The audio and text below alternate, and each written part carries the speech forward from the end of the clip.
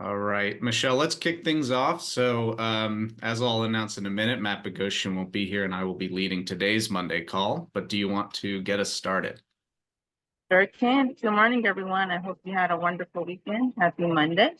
Today we're going to be having a roundtable, and as we always do, we ask if you can put your name and organization in the chat, and I will pass it to David Van Sinklen for some updates.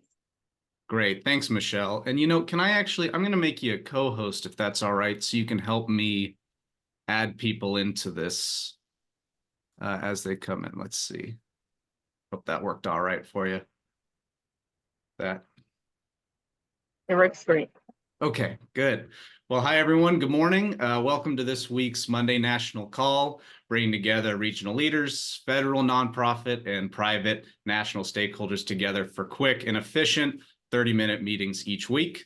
I'm David Van Sicklen, the Operations Director with AMCC. I'm filling in for Matt today. He's actually down in San Antonio at the International Conference on Business Incubation. We were invited to present there on ecosystem building, especially some of the metrics work that we've been advancing. So Matt's down there talking about entrepreneurship ecosystems and how to stimulate and support the growth of new businesses. And that's actually what we were planning on talking about today with the second half of the call. So we'll start off a little bit describing the work that's coming out of this new national strategy report that the Advisory Council on Innovation and Entrepreneurship, or NACI, released 2 to 3 weeks ago. Their reports were titled The Competitiveness Through Entrepreneurship, a Strategy for U.S. Innovation. I'll put that into the chat really quick so people can take a look there. But I'm really excited because we'll have someone who actually worked on that report on a upcoming Monday call probably in the next 2 weeks, I would imagine. And then also next week, we'll have a regional kind of hard tech incubator come on and talk about how they worked with the city and some of their partners to set up their incubator. That'll be this next Monday call. But first, we have a couple of guests on today who want to share a couple of updates with the rest of the network. Just as a reminder, these calls have been and continue to be an informal way for you to share your news, your announcements, opportunities with other leaders. So if anyone on the call today has any updates they want to share, any events, please consider it an open invitation. Put it into the chat, raise your hand on the Zoom, or interject, especially after these first two announcements, if there's anything you'd like to share with the rest of the group. So first, we're going to have Alex Hydrian, who is the Program Manager for Manufacturing Deployment with the Department of Energy's Office of Manufacturing and Energy Supply Chains. Alex is going to share some extensions to DOE's Advanced Energy Manufacturing and Recycling Grants Program, which has $425 million available for funding clean energy manufacturing, recycling, and industrial decarbonization projects. After that, Katie Stanton, who is the co-director of the Urban Manufacturing Alliance, will share their organization's upcoming event in Detroit the first week of June. So, Alex, do you want to start by describing this MESC opportunity and what the extension will mean? Yeah, sure. Can everybody hear me? Yeah. Great. Yeah, and I'll just screen share just so you don't have to only listen to me speak here. Yeah, thank you, David, and hello, everybody. Thanks for the opportunity to share this program with you. I have, myself and my colleagues have discussed this program a few times in the past on these AMCC calls. A previous round that we did last year where we awarded $275 million or selected $275 million worth of projects across 7 different states, 7 projects to expand the clean energy manufacturing ecosystem, making a variety of different advanced energy products to support, the clean energy ecosystem. So we're very excited. We have a second round of funding that's open right now for, as David said, another $425 million to support small and medium-sized manufacturers with facilities located in coal communities. And you can see here the map that I'm displaying shows all of the eligible census tracts where these facilities could exist. And there's 2 categories of projects under this funding opportunity. A whole new category from the last time we had this opportunity. The first category is these clean energy manufacturing and recycling projects. Technology agnostic. This is really supporting more or less any component or piece of equipment that's being manufactured to support a clean energy supply chain. So anything from solar cells to wind turbine blades, electrolyzers, some critical materials, you name it. Chances are it's an eligible clean energy product or component thereof, and we would be supporting establishing a new, re-equipping, or expanding an existing facility to either produce or recycle that clean energy property. So that's very similar to the first round of the program. The exciting second round that we're running right now also has this industrial decarbonization project category. And this is projects broadly to re-equip an existing facility to substantially reduce greenhouse gas emissions. So it doesn't need to be manufacturing a clean energy product. It could be, a high emitting industry that you're looking to install equipment or make other process changes at the facility to cut down the greenhouse gas emissions at the facility, energy efficiency improvements, et cetera. So really just about any small and medium sized manufacturer would likely qualify under this second category. So we've got one week remaining for concept papers to be submitted for this program. Concept paper submission is a requirement in order to submit a full application, which isn't due until July 1st. And the concept papers are simple. It's about 5 pages plus an Excel worksheet. I can't stress it enough. I highly encourage small and medium-sized manufacturers to get their name in to submit the concept paper, even if they're discouraged. When we give concept paper responses back and probably a month after the fact, you're still allowed to apply for with the full application, but you can't apply with a full application if you don't submit a concept paper. So, please, spread the word to your network. Let them know there's still a week left, which is plenty of time to submit an application for anything from $2 to $100 million worth of grant funding with a 50% cost share. So, a massive investment that DOE is looking to make in individual projects to really scale up our clean energy manufacturing in the U.S. and cut down on our industrial emissions. So don't hesitate to reach out to me if you have any questions. I'll drop some links in the chat, but please help me amplify this program and get some great support out to the small and medium-sized manufacturers across the country. Awesome. Thank you, Alex. This is great. I had two quick questions for it. One is, is DOE looking at a specific number of projects to select in one track or the other, or is this just the 2 different areas people can submit concept papers? And then sure. Do you have any examples of the first round projects that were selected, maybe to stimulate some thinking from everyone? Yeah. Here? So to your first question, I didn't memorize the numbers. The funding opportunity did spell out roughly what we expected. I think of the 425 million, a little bit more of it is initially set aside for that industrial decarbonization project category, largely because it wasn't included under the first funding opportunity. So we wanted to emphasize that more in the second round. But at the end of the day, it's all the same general pot of money, and we're going to support the best projects, whether they're manufacturing, recycling, or industrial decarbonization. So I wouldn't, regardless of how the money is divided up, I encourage anyone who is eligible and thinks they'd be competitive to submit an application. And great question. I actually have another slide in this very small deck of 2, which shows everyone the selectees from that first round. So you can see everything from, ultra pure chromium, critical materials, supporting grid and stationary storage, EV battery components, onshore wind, energy conservation through insulated glass. Like I said, technology agnostic. We're supporting a wide spectrum of types of projects and all across the country in these eligible census tracts. So huge opportunity. We don't want any SMM who would be a good fit for this program to not hear about it and not take advantage of the chance to apply. So please help us get the word out there in this final week to submit a very simple concept paper to get their foot in the door to submit a full application later in July. Great, thanks, Alex. And I think I see one extra question in the chat on from Jim Lochner in Pennsylvania. Is PACE an acceptable funding source for project costs not grant covered? So I guess this would be the cost share. Yeah, I don't know that answer off the top of my head, but if the at the previous slide here, there's an email address down at the bottom. That's our Nettle partners. They collect those questions and will answer all questions through the FAQ, which we update routinely on the program website. So if they submit the question through there, we'll get them the official answer as soon as we can. Excellent. Okay, thank you, Alex. So appreciate you and your leadership coming on to these Monday calls and sharing all of these great opportunities with us. So thanks for doing that. Yeah, thank you. Thanks, everybody.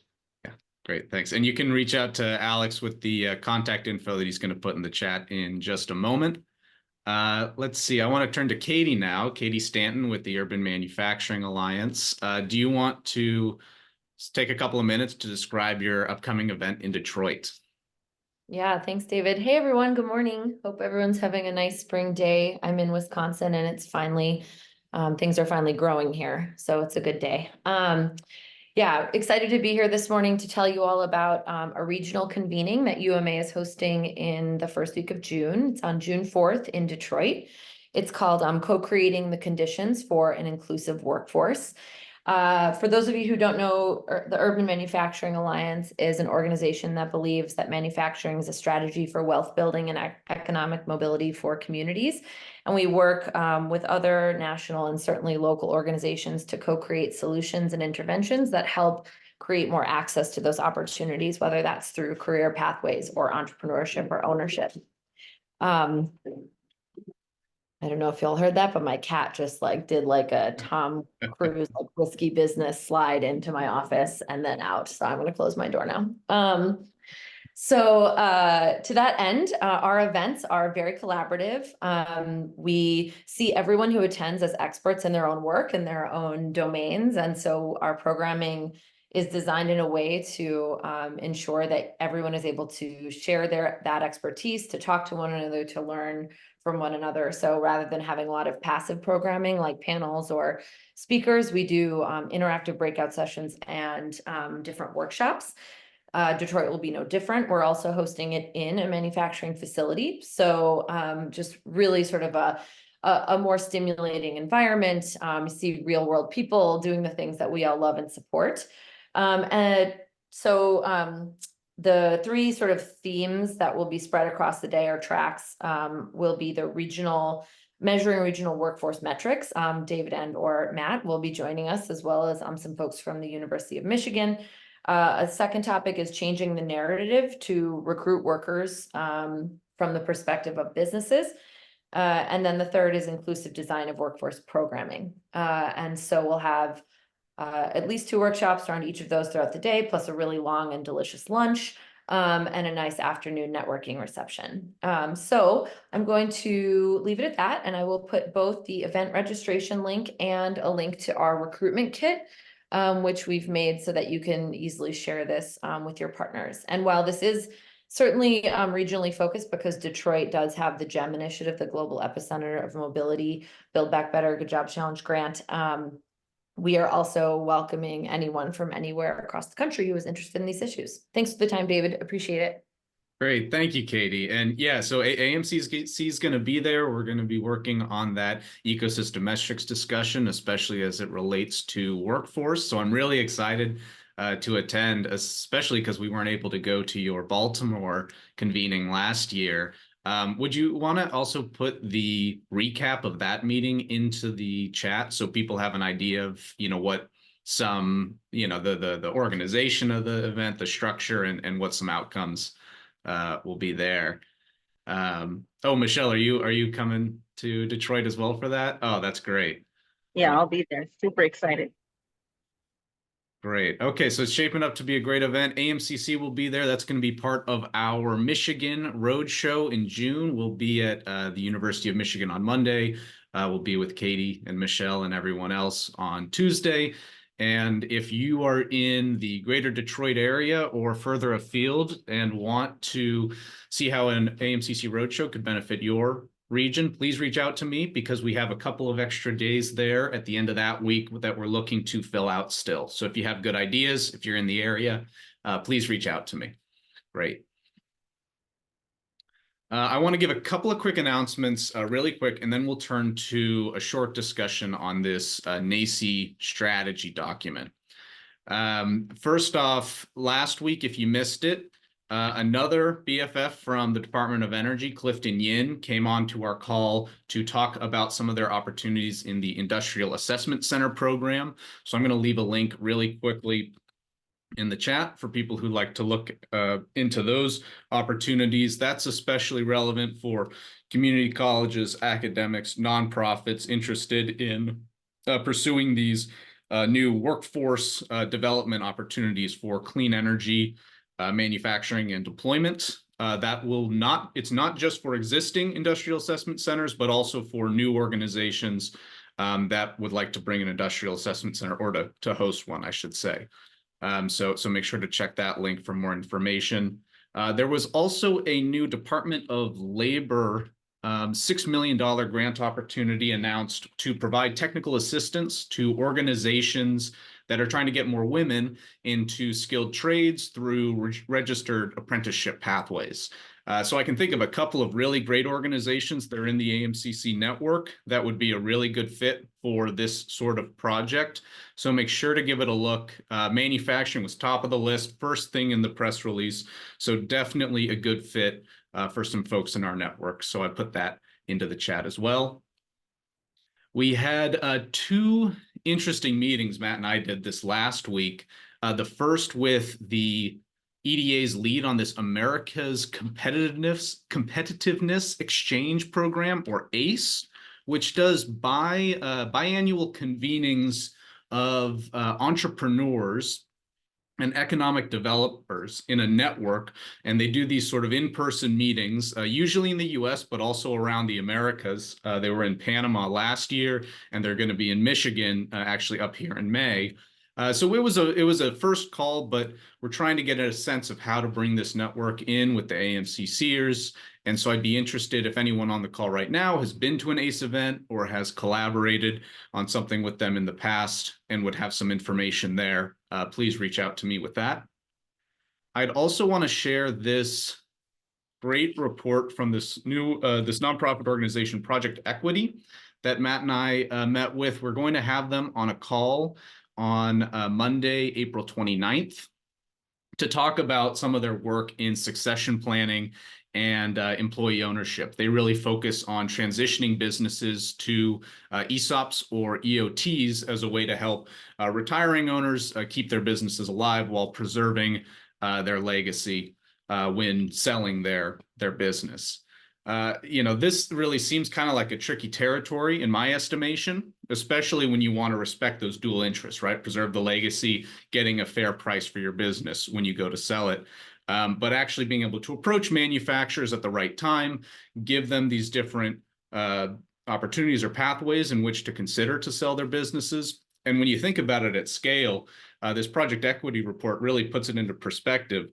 They cite about 125,000 manufacturers, primarily small and mid-sized enterprises that have owners at or near retirement age, that are all sort of coming to a head at the same time. So I think this is a really important topic for us at AMCC to be discussing.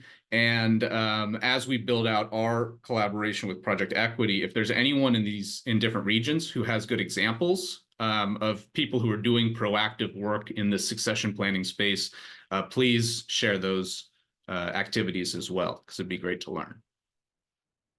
One quick final topic is that we are putting on another webinar with the National Governors Association, or we're in the planning process to do so. We had a really good first webinar on how you weave federal and state funding opportunities together at the regional level. But we're building out this second event, thanks to the good ideas from Ron Kelly at Treasury, on SSBCI and other capital access opportunities that states can really lead to help their manufacturers access capital at different stages of their new business startups or existing businesses. So if you have some ideas, or if you have really, really good state level strategies for connecting manufacturers to capital access providers, this would be a great time to send something into us so we can start crafting what the contours of this webinar with NGA will look like. So thanks in advance for anyone who has some ideas there. And the last thing, the Brookings Institute will have this great event on April 24th called Revitalizing American Industry, Place-Based Innovation for Economic Development. That'll have our friend Mark Murrow, who's been doing a lot of research on all of these sort of place-based strategies coming out of different federal policies.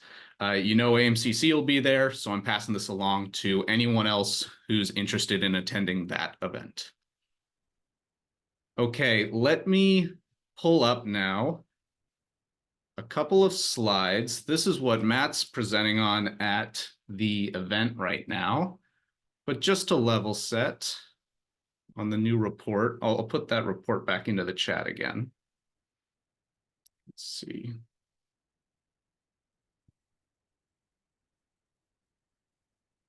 Here is this NACI report. And I'll share my screen. As a quick reminder to everyone, this is really how AMCC looks through these lenses to inform our work.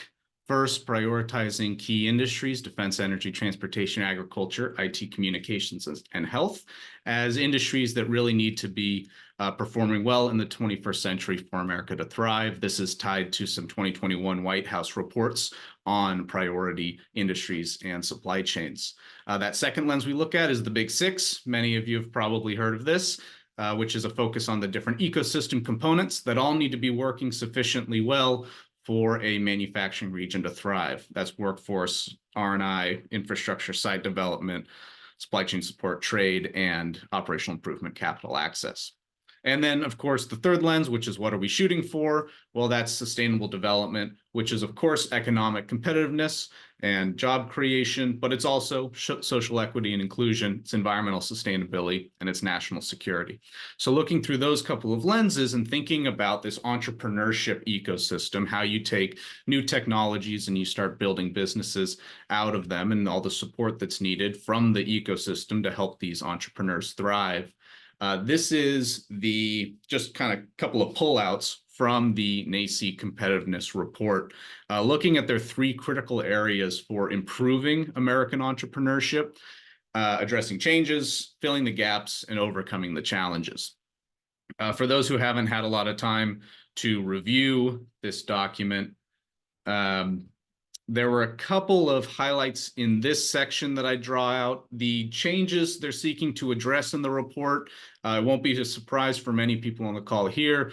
It's twofold. One is COVID-19 and the shocks from that, which disrupted some new business creation and manufacturing. And secondly, the China shock from the early 2000s, which is really the loss of manufacturing businesses, of domestic capacity that couldn't compete in the early 2000s, late 1990s.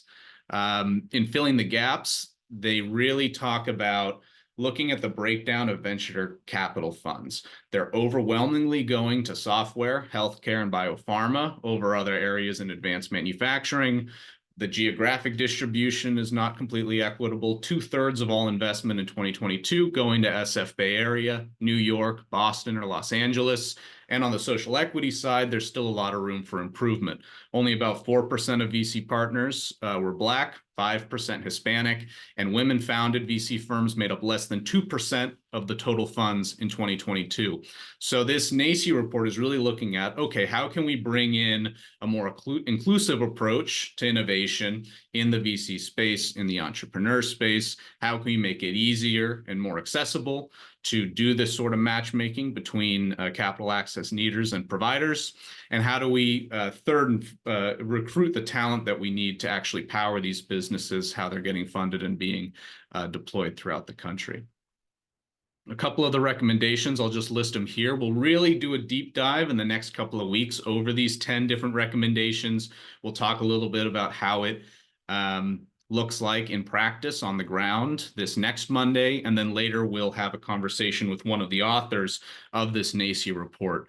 But the report's really getting at, okay, we've got to build some capacity at the national level to connect these different stakeholder networks, to increase geographic diversity, social equity, who are the people that are involved with these venture capital firms, who are these entrepreneurs, and how can we get them better access to funding. So I'll leave these 10 recommendations up here. I'd be interested if anyone has any initial reactions to this or any thoughts, maybe challenges from your region that you've seen that aren't getting effective amount of attention or care in order to be solved quickly.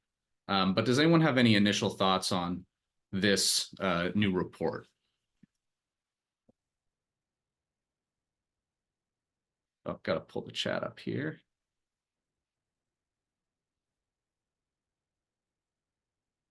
Let's see.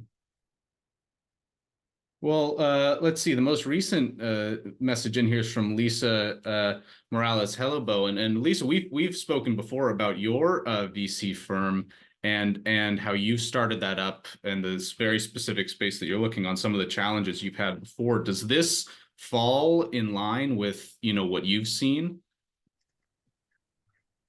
Absolutely. I'd love to learn more about how to get involved. And I just shared an event that we're hosting out in Palo Alto on May 2nd and 3rd. May 2nd is public, and we're specifically bringing 34 LATAM delegates up to Palo Alto to meet with half of our now almost 60 company portfolio, specifically around industrial transformation.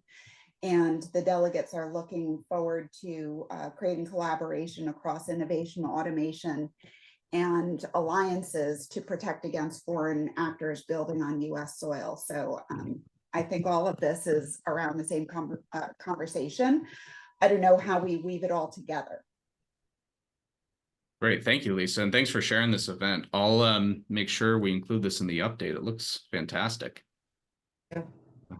Great, thank you. And Alan, I see you've got your hand raised. Thanks, David. I haven't taken a really deep dive into the document, but I did look through it carefully. And what I was looking for was something I didn't find, and that is a section that might address strategies to incentivize young people and other people who are not employed to go to work in older manufacturing industries. So in our industry, the maritime industry is a classic example of that, where there are negative conceptions that make it difficult often to recruit, and it's becoming a significant issue, a very significant issue. And I was hoping that NACI would address that, and maybe I missed it, but I didn't see that. I think that's a missing element. Yeah, that's a great point. So this is, of course, looking at these new emerging manufacturing industries that a lot of current federal policy is seeking to support. But to your point, there's a lot of existing and very critical sectors that are also needing this same sort of talent, this same sort of interest, and in this case, new business still being created in that in this way to help, especially like your region, which is so maritime focused, to thrive, right? And they really need to have that level of attention to maritime just as much as some of these other industries. Let's see, are there any other additions here? I see that we're now coming up to time. Lisa, you have something else you'd like to add? I was recently asked to be on a new organization backed by the UN called the Open Connector Alliance. And its purpose is to understand, document, and create a standardization of data capture so that you can actually have measurements against ESG and global compliance goals. I told these people I'm usually allergic to orgs like that because a lot of talk, not a lot of action. But they're bringing me out to Bonn, Germany in June to talk because she said, frankly, it's people like you that need the platform so that billions of dollars aren't given to people that don't know what they're doing. Honestly, we still are creating more and more regulations and goals and targets without having an end-to-end systemic plan or even an understanding of what can be measured. Obviously, you can't change things that you're not actually measuring. And I'm glad they're finally interested in this. How can we, as a collective community, collaborate more on a comprehensive end-to-end value chain strategy and data standards for measurement and compliance? Yeah, that's an excellent point, Lisa. And I think we should leave it with that for today. I mean, that's getting so huge, at all of these national strategies that are coming out now and in these past couple of months. Is you're right, there needs to be that unified whole system approach. There needs to be some way to measure how we're doing against these strategies and really how that's being implemented effectively. So great question. Let's make it the topic of a next Monday call. And please share more on how any outcomes that come from your work with that group. That sounds great. Yeah. Well, thank you everyone for spending these 30 minutes. We'll be back next week with a presentation from MHub Chicago, which is a hard tech incubator that we got to visit last year. They'll have a really great presentation on how they're doing some work against some of these strategies and recommendations that we talked about today. Great. With that, I'll close things out. Michelle Burris. Thank you so much, David. We wish everyone a great week, and we'll see you back here at the same time, same place.